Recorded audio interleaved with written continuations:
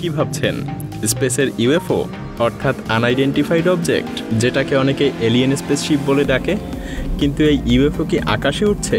না, এটা পানির উপর দিয়ে ছুটে চলছে। কিভাবে সম্ভব? চলুন দেখা যাক স্পেসে ছুটে চলা সেই ইউএফও কিভাবে পানির উপর দিয়ে ছুটে চলার জন্য তৈরি করা হয়েছে। অদ্ভুত লাগছে তাই না? এত গুরুত্বপূর্ণ একটা জিনিস কিভাবে এই ছোট্ট গ্যারেজে তৈরি হবে? হ্যাঁ, কারণ এটা ছিল হোমমেড, মানে হাতে তৈরি। তবে এই ইউএফওটা তৈরি করার জন্য প্রথমে এর সঠিক মাপ নিতে হয়। এরপর এর ফ্রেম তৈরি করার জন্য স্টিলের কিছু অংশ কেটে বিশেষভাবে তৈরি করা হয়। আর এখানেই শুরু হয় অবিশ্বাস্য একটা ধাপ। ভাবুন, এমন কিছু তৈরি করার জন্য একত্র করা হচ্ছে মাটি। তারপর কি হবে?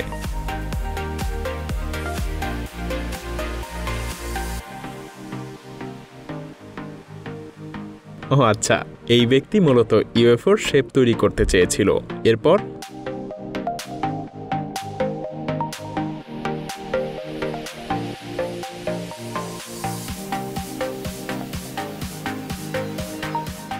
বাপরে, কি থেকে কি তৈরি করে ফেললো!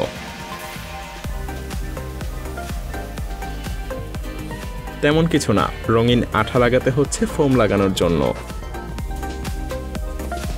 ফোম লাগানোর পরে তৈরি করতে হবে ফ্রেম।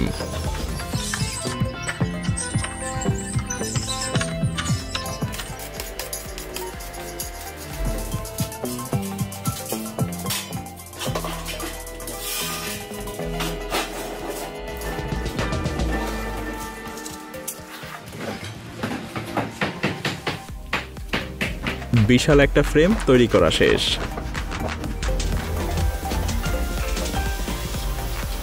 অনেক ঘষা মাজার পর বিভিন্ন ডিজাইন লাগানো হবে।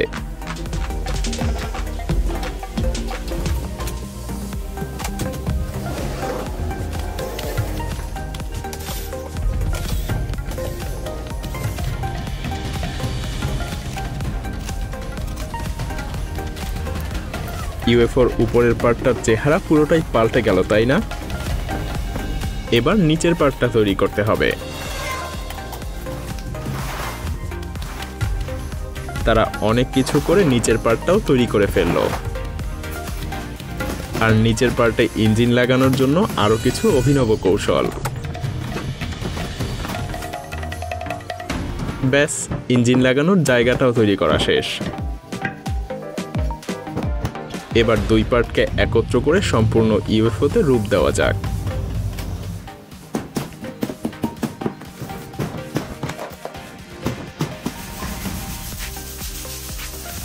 এবার ইঞ্জিনটার কাজটাও শেষ করা যাক, সেই সঙ্গে বসার জায়গা এবং অভ্যন্তরীণ সবকিছু।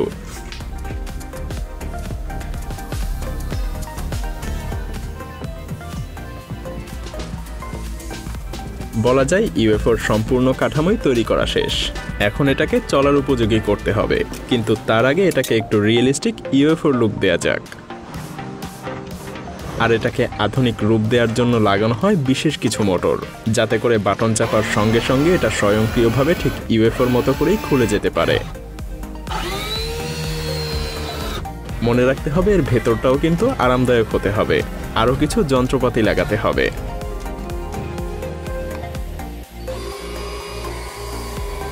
হ্যাঁ, বলতে পারেন এটা এবার স্পেসে না হলেও পানিতে চলার জন্য প্রস্তুত।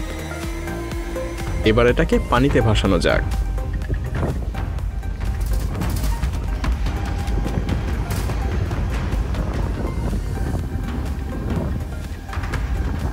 ওয়াও, ভাবাই যায় না এটা হোমমেড ইউএফও।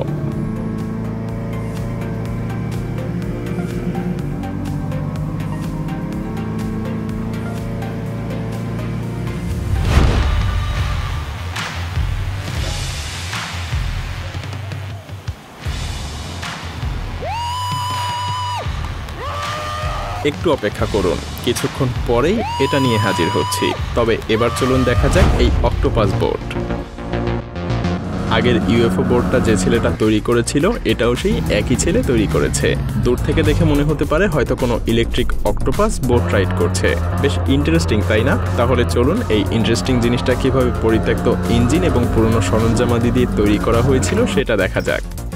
এই অক্টোপাস বোট তৈরি করতে প্রথমে বহু বছরের পুরনো এবং পরিত্যক্ত একটা ইঞ্জিনকে আগে রিস্টোর করতে হবে, তবে এই প্রসেসটা কিন্তু দেখার মতো।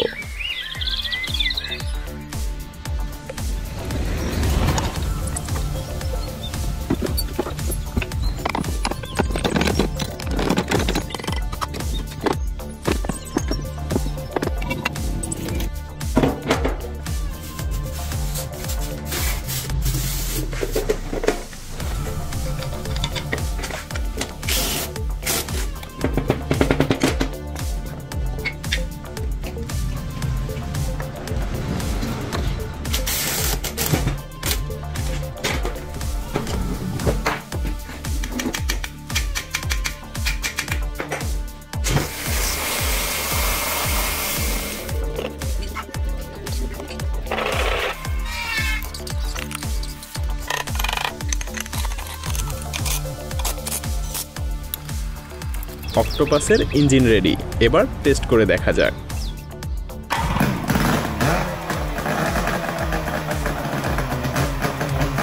বাহ, দারুণ।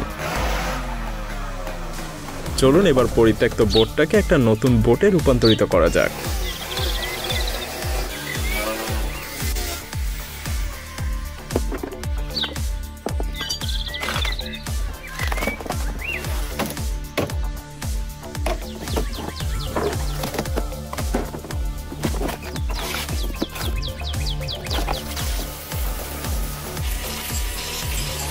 বোট রেডি, এবার এই বোটে দুইটা ইঞ্জিন সেট করতে হবে। আর এই ইঞ্জিন সেট আপ করার পরেই সেই অক্টোপাসটার হাত পা বানাতে হবে। চলুন সেটা তৈরি করা যাক। এটাও কিন্তু কিছু পরিত্যক্ত যন্ত্রপাতি দিয়েই তৈরি করা হবে।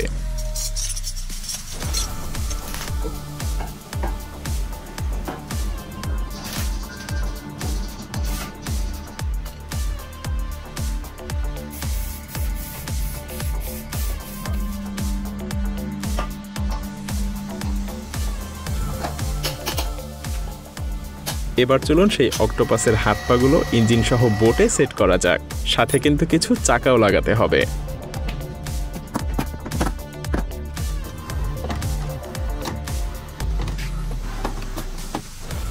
বাহ, একদম প্রস্তুত। তবে তার আগে কিছু টেস্ট করা যাক। চলুন এবার এটাকেও পানিতে নেওয়া দরকার, আর দেখা যাক এর পারফরমেন্স কেমন।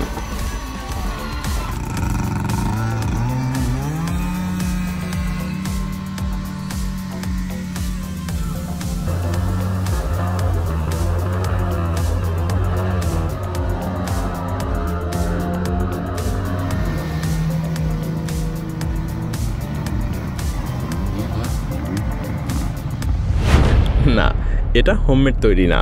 এই হেক্সাপড প্রফেশনালভাবে গ্যারেজেই তৈরি করা হয়েছে।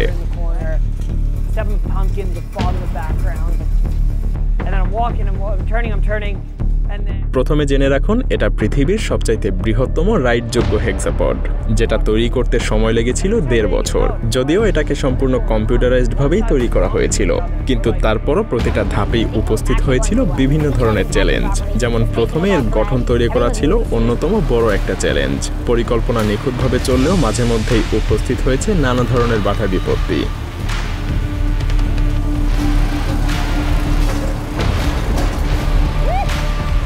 এটা এমন একটা মেশিন যেটা দিয়ে বিভিন্ন ধরনের কাজ করা যায়। হাঁটা চলার কাজ থেকে শুরু করে এক্সকিউভেটরের কাজ পর্যন্ত। এর ডিজাইন থেকে শুরু করে সবকিছুই ছিল কম্পিউটার নিয়ন্ত্রিত।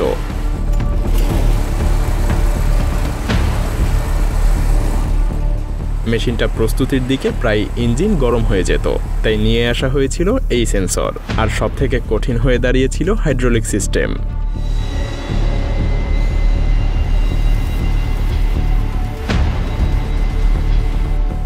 হঠাৎ হঠাৎ বিভিন্ন ত্রুটি দেখা যাচ্ছিল, যেটার সমাধান বের করতে লেগেছিল আরও কয়েক মাস। ফাইনালি হেক্সাপডটাকে রাইড করার সময় চলে আসে, কিন্তু সেই সময়টাতে এর গতি খুব একটা ছিল না, তাই আবারও এই মেশিনটাকে আরও বেশি গতিশীল করতে হবে।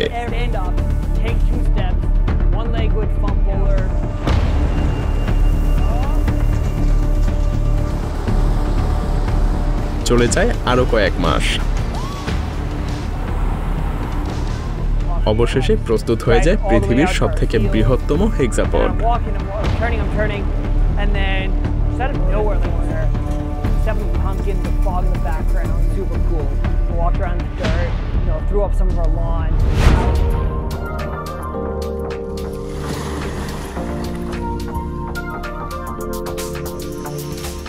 কি ভাবছেন, কি এক আশ্চর্য উভচরযান, তাই না? আপনিও কি এটা চান? অবশ্য চাইলেই এটা কিন্তু আপনি বাজারে কিনতে পারবেন না, আপনাকে এটা নিজের হাতে বানাতে হবে, সেটাও কিনা আপনার বাসায় থাকা বিভিন্ন জিনিসপত্র দিয়ে। চলুন দেখে নেওয়া যাক কিভাবে আপনি আপনার বাসায় থাকা কিছু জিনিস দিয়ে দারুণ এই উভচরযানটা তৈরি করে ফেলতে পারবেন। প্রথমে আপনাকে কাজে লাগাতে হবে ফোম, যেটাকে আপনাকে বোটের মতো করে শেপ দিতে হবে। পারলে এটাকে এভাবে বোটই বানাতে থাকবেন।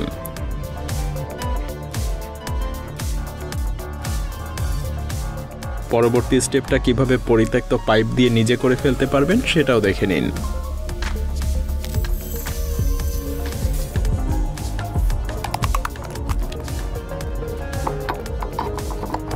হ্যাঁ, এভাবেই বোটের পাখাও বানিয়ে ফেলতে পারবেন, তারপর সেট করে নেবেন। পরবর্তী স্টেপে কাজে লাগাবেন আপনার সেই পুরনো বাইসাইকেল।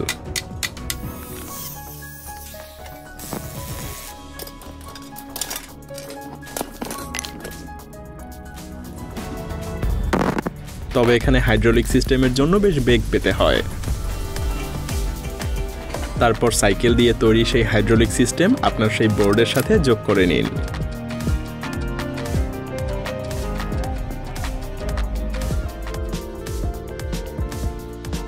পারফেক্ট করে ফিট করার পর ফিনিশিং দিতে হবে, কিন্তু এবার হাইড্রোলিক সিস্টেমটা লাগিয়ে টেস্ট করে নিন। তবে হ্যাঁ, মনে রাখবেন এখানে আপনার একটা পাওয়ারফুল ব্যাটারি থাকতে হবে।